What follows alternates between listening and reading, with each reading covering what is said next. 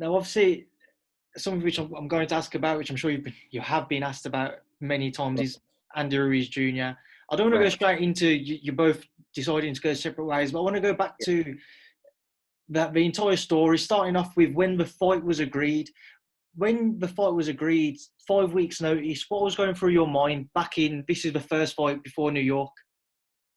Yeah, well, when the fight was agreed, we were in a good situation because he had just come off a fight versus Dimitrenko on April 20th.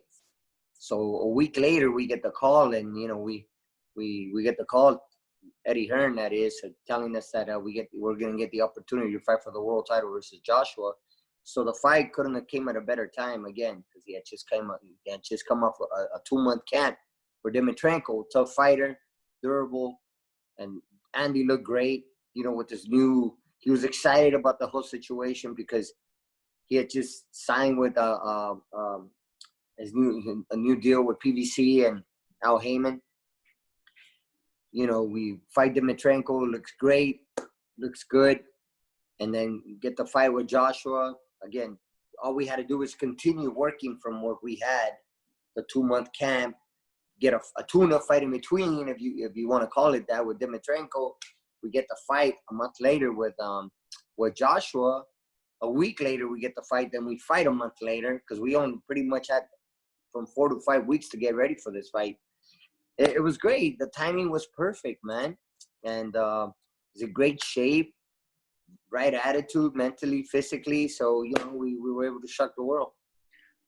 Week of the fight, I remember I saw Andy on numerous occasions, and one thing everybody always said, he looked so relaxed. I think many people kind of looked at how relaxed he was and maybe took that as a bad sign, maybe overlooked him because he was so relaxed. What was going through your mind when you saw him in such a state of mind? Yeah, I mean, you're relaxed because you're confident, because you did everything you're supposed to do in the gym. You win your fights in the gym at the end of the day. So that allows you to stay relaxed. It allows you to stay confident, during the week of the fight, obviously the press conferences and media workouts and so forth and so on. And but when you're not, it also shows. I remember he took a photo, I think it was at a press conference with AJ's belts. And after that, I remember looking at social media, a lot of people were like, if that was my belts, I wouldn't be letting him do it. He's got to fight for him, he's got to earn them. What was he? Was he just a kind of a mind game almost? What was it? You know what it is, man? I mean, it's just, Joshua's a nice guy. Plain and simple. Hey, you want to hold the belts? You hold the belts. Why not? He's a good guy. He's a nice guy. I don't believe in superstition. I don't believe in any of that bull crap, I just think that the better man won that night. Plain and simple. It had nothing to do with me handing you my belts. It's just a better man won, and the man that wanted it the most, the man that had a better better preparation and the bigger will, and that's it. Plain and simple. Nothing to do with me handing the belts and bad luck or any of that stuff. It's obviously come to the night of the fight. A lot of people kind of talked about AJ's ring walk and saying, he looked tense and he was having a neck massage in the corner. Did you see that yourself at the time? No, I didn't notice any of that. But what I do appreciate about Joshua is that he's never looked for any excuses. Yeah. He lost the first fight and he took it like a man. He took it like a champ. That's what I respect about Joshua. I'm one of his biggest fans. I've been a fan of Joshua for the longest time since he was an amateur. Since I was able to see him win that silver medal, and I got a chance to meet him then. Great guy, humble, down to earth. You know what I mean? And this guy just won a silver medal, and he could have been, on cloud nine. This guy, we rode the same bus on the way back from the arena to the hotel, because Team USA and the British team were staying in the same hotel. And I couldn't believe it. This guy is sitting in the bus with this coach, all quiet and everything. It's like, dude, you just won a silver medal. You know what I mean? And he's just down to earth. You know what I mean? Like, great guy. Took a picture with him and everything. And he's always been the same person. Again, going back to the fight after he lost, took it like a champ, man. No excuses. The better man won. Nothing to do, with him having a nervous breakdown in the locker room or any of that stuff. And True or not true, we'll never know. But he's never used it as an excuse. Just on the fight itself, just on reflection, just break it down for me. When Ruiz got dropped in the third to then go on to drop AJ 4 times, what was your thought process as the rounds were progressing and from the moment that AJ dropped Ruiz? Well, look, it's boxing. I've been doing this for a very long time. It ain't over till it's over. It ain't over until the referee says it's over, or when if they count you out. You know, we've seen it time and time again where fighters are you know, they get knocked down, they get back up, and you know they are able to turn the fight around. You know, look at Jose Luis Castillo versus Diego Chico Corrales, right? One of the biggest fights in boxing history. Where, you know, look at Diego, not once but twice, right? Virtually, you know, he was already counted out, and he gets back up and he stops Jose Luis Castillo. That was incredible. So that just goes to show you that it's never over until it's over. Same situation with Joshua and Andi. He got knocked down, got back up like a champ, you know, and then dropped Joshua, and then the rest is history. I remember watching you all as soon as, you know, the ref stopped the fight and just seeing you all running. Just talk to me about that emotion when you reflect. Is that your greatest moment in boxing so far? One of my greatest moments. I've had a few, but definitely this has to be at the top, because what we did was incredible. What we did that night, we beat Joshua, man. Joshua, again, the undisputed heavyweight champion of the world. Nobody believed in us. Nobody. People mocked. They mocked us. They laughed at us. They said it was impossible. But I knew what I was working with at the time. I knew that that Andi was ready, and that Andi's a special fighter. He's definitely when he's right, you know what I'm saying? Mentally, when he's right, he can give anybody a run for their money. Obviously, you had some brilliant celebrations on the back of that, and then talks began for the rematch. Everything's obviously come out since, you know, Ruiz's father, Ruiz himself, said, you know, he didn't take the camp serious enough. He was partying. He got distracted by a new lifestyle that he wouldn't have had before. Right. Just detail to me the preparation that you did have with Andi. What did you see that was right or wrong that you could work with him? Well, a lot of ups and downs. It wasn't the perfect camp. It was nothing like the first fight, you know. Again, what helped us a lot in the first fight was the fight coming off of the Dimitrenko fight. So he had no time off. He had a week off. When we beat Joshua, he took 3 months off. That, I didn't see him. I'm not his babysitter, you know what I mean? I'm not his dad. I don't live with the guy. I didn't see him. I was in my gym working with my boxers, as I usually am. And I didn't see him until he showed up to the gym, and you know, we started getting things going again. But he wasn't in good shape. He wasn't in a good place, you know. I think the situation with him winning the belts and beating Joshua, I think it was very overwhelming for him, and he didn't know how to handle it. And there's just too much for him to handle. And unfortunately, you know, we didn't. Because I also take the blame, obviously. I'll take my part of the responsibility. If you know, the fighter loses, we all lose as a team, and we all have to hold ourselves accountable. So it was unfortunate, but you know, a lot of again, it wasn't a perfect camp. He wasn't 100%, and it showed. And it showed it showed on the scale the day of the weigh-in, and obviously it showed in the fight.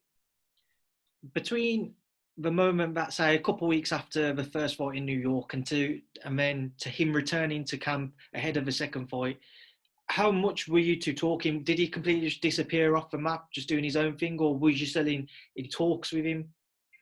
Yeah, well, I did see him on a couple of occasions. Obviously, we visited the president of Mexico together, and you know, maybe a couple more times at the when he had his parade in his hometown. I was invited to that, and I was invited to other type of events, but that's not my cup of tea, man. I mean, my thing is to be in the gym and work, get my boxers ready. So I try to show up to a couple of those events, but outside of that, that was it. And I didn't see him. Like I said, I didn't see him for a little while. It was 3 months of not training, really not doing anything at all. I mean, I don't know. I mean, his head was in the wrong place. Because I figured when you lose that world, when you win that world title, what you want to do is you want to get right back in the gym and defend what's yours. You know what I mean? But that wasn't him. You know, he'll tell you. I'm not telling you anything you don't already know. You know what I mean? And it's unfortunate. Hopefully he'll learn from it and he'll be able to move on and grow. And like I said, you learn more from your defeats than you do from your wins. And you become a better man, more than anything, a better man, and a better boxer, better fighter. So let's touch on that week in Saudi then. When you flew out there and you mentioned the scales, was you surprised at all that he did come in so heavy? Or was you? I knew about it, obviously, prior to him. I was very embarrassed. I was embarrassed, super embarrassed. I was like embarrassed, ashamed. But I did everything. Honest to God, I did everything I could. I did everything I could to convince him, to get him on the right track. But again, it's up to the fighter. I did the best I could. The team, the people around him, we all did the best we could. His father did the best he could, but it wasn't enough. Like I said, his head was in the wrong place. One thing that always interests me is obviously in this situation, in this scenario, when you reflect on that period, when it comes to the night of the fight, in your own mind, even though in your interviews during the week, you'll say that everything's gone very well and you're looking forward to the fight, do you still know in the back of your mind, this isn't going to go to plan, but you can't say because you can't give Anthony Joshua the edge? Of course you can't. You're hopeful and you don't want to lose faith. And I'm not going to sit here and tell you that he was in terrible shape. He wasn't, because if he was, he would have gotten knocked out. Plain and simple. He went the whole 12 rounds, and he did get clipped by Joshua on a couple of occasions, but he took it well. He took it like a champ because he's got heart, he's got a chin, and he was in decent shape, but he wasn't in great shape. You know what I mean? And he gave up on the scales and wanting to make the weight, at least to make the same weight that we made the first time. You know what I mean? But he just, he stopped. He stopped, and he wasn't not being consistent. Not being at the gym every day, obviously with the sparring and the work, strength and conditioning, training, and so forth and so on. He was there, but not like I expected him, not like I wanted him to be. Because obviously, after the fight, Andi admitted himself, his father admitted that, he wasn't taking it serious enough. He was out partying and what have you. When you sat there in the press conference afterwards, what's going through your mind? How tough was that for you to sit there and have to look at everything? It was tough. I still nod my head. I still scratch my head, and I don't get it. I don't understand. I mean, you're on top of the world now. You're a world champion. You're supposed to be a good role model. You're supposed to, we talked about leaving a legacy and being a good role model for all the kids and the Mexican-American community in Mexico, all over the world, just in, everybody and in general, because, I think that we have more in common with Andi than we as people, that is, we have more in common with Andi than we do with someone like Anthony Joshua. You know what I mean? If you look at Joshua, oh wow, he's a specimen of a man. He's built, he's ripped, and you look at Andi, it's like, man, look at this guy. If this fat boy can do it, I can do it. So he makes people believe, and that's what I wanted for the second fight.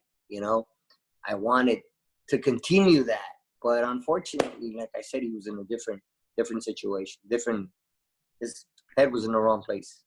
When you flew back from Saudi, what was your interactions like with Andi? How often were you guys speaking? And now we weren't speaking at all.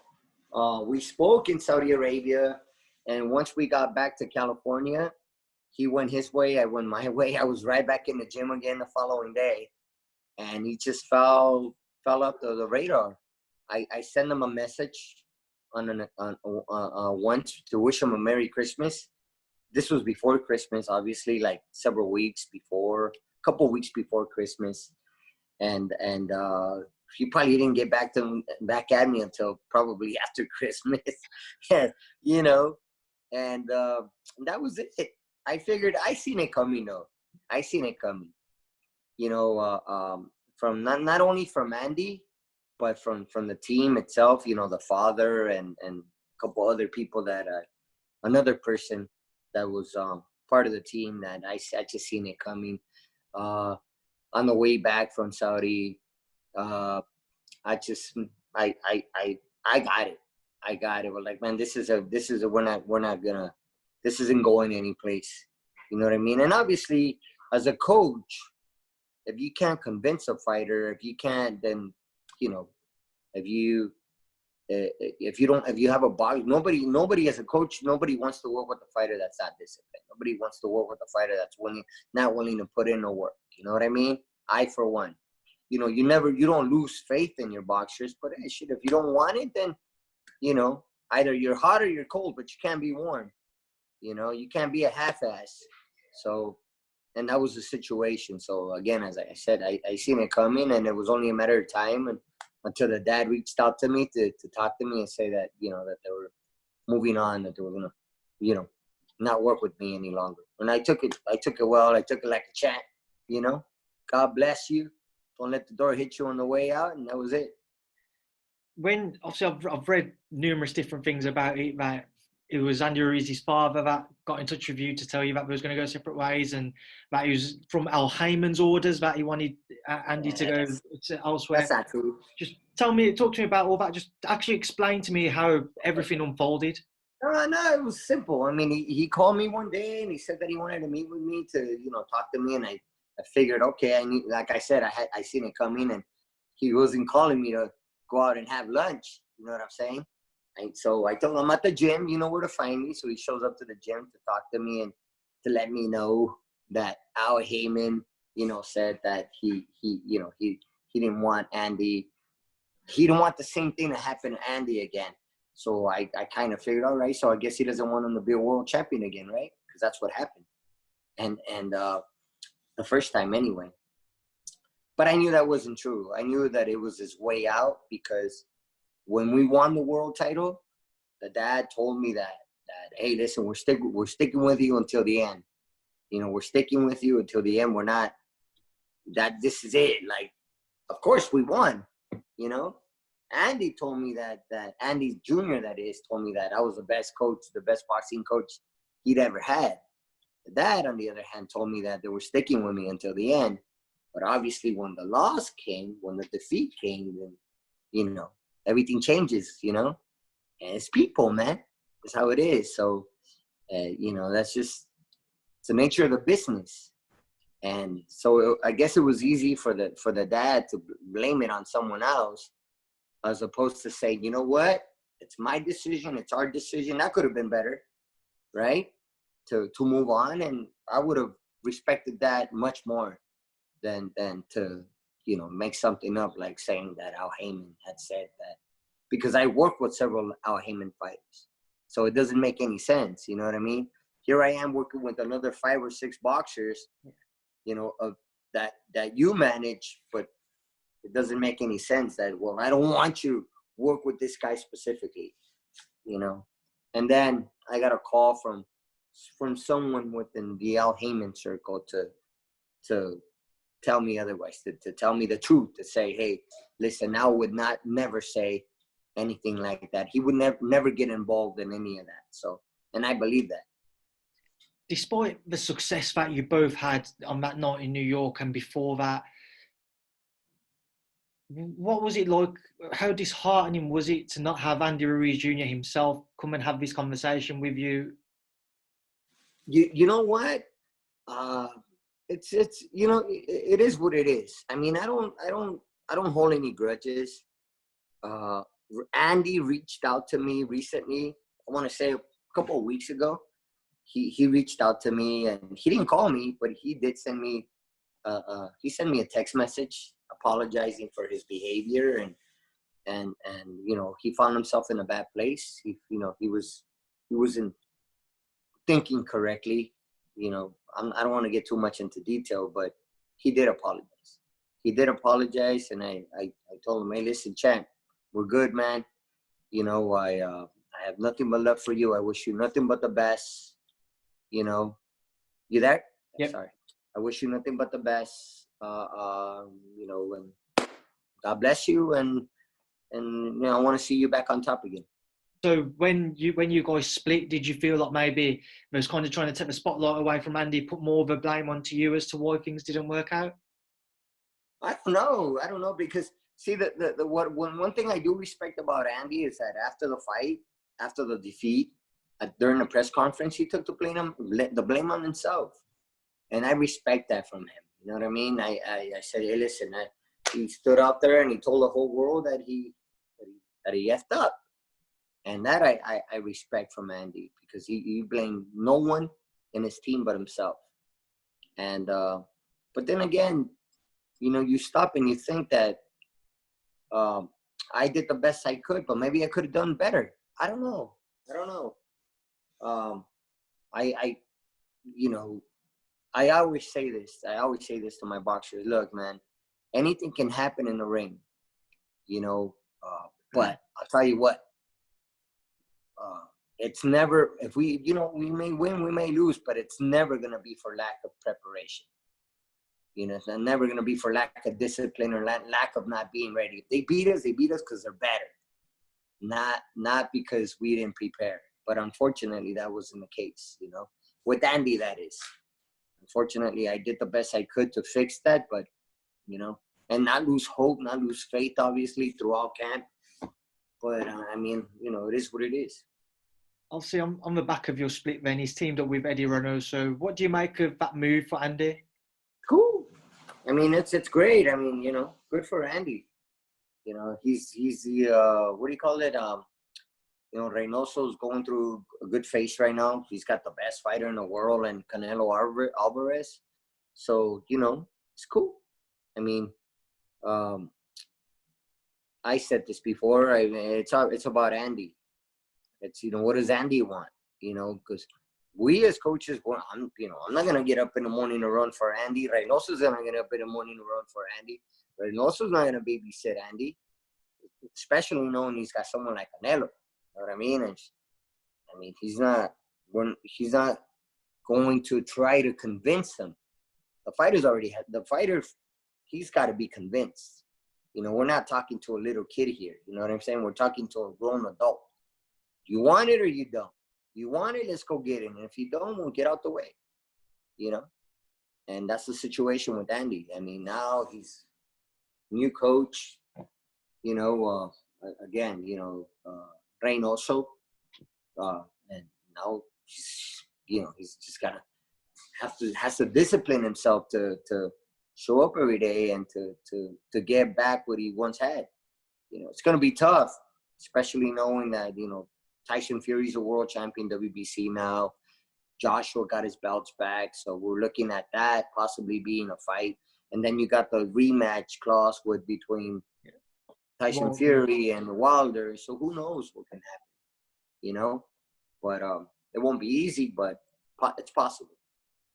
Also, just to move away from Ruiz, then, and on to, you know, fights that you've just mentioned there. You mentioned Wilder Fury 3. They've got that rematch, and Anthony Joshua has to face Kubrat Pulev. What are your thoughts on both their fights if we was to see Wilder Fury 3 and AJ Pulev?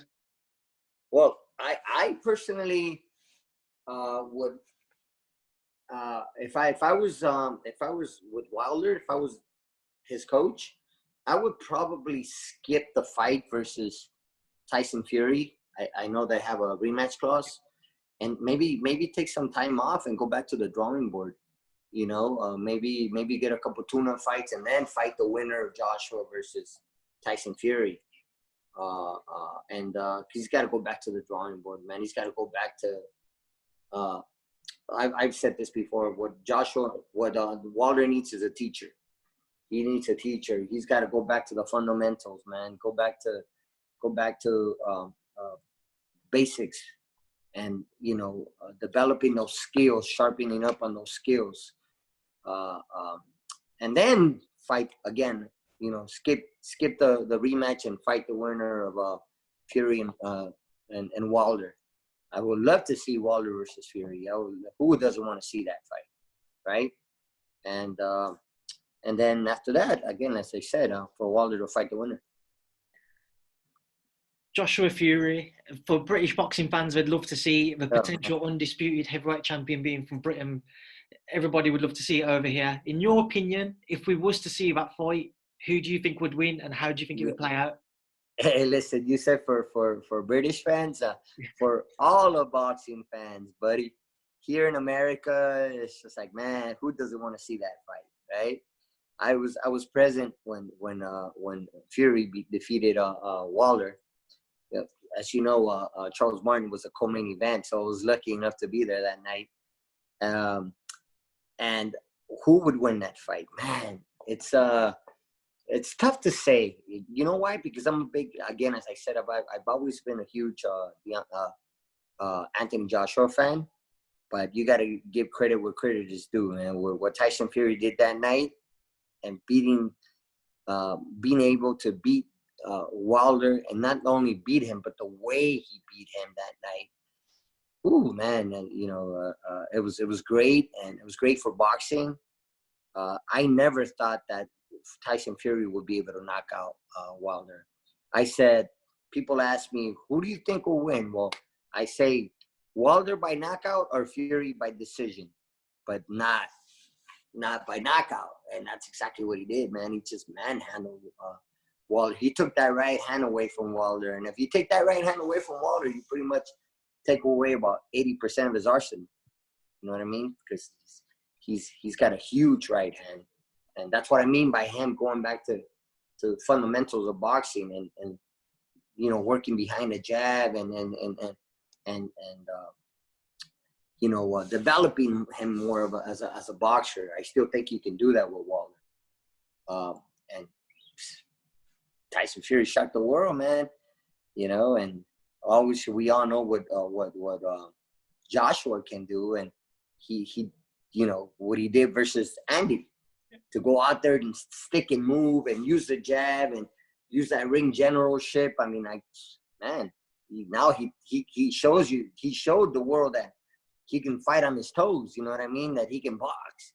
That you don't necessarily have to stand in front of a fighter and duke it out when you can box.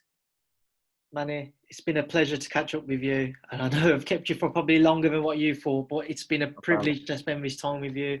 Stay safe, and I hope you and your family come through everything at the minute unscathed and everybody's healthy. Before I let you leave to enjoy the rest of your day, bro, what would you like to say to everyone who watches that interview?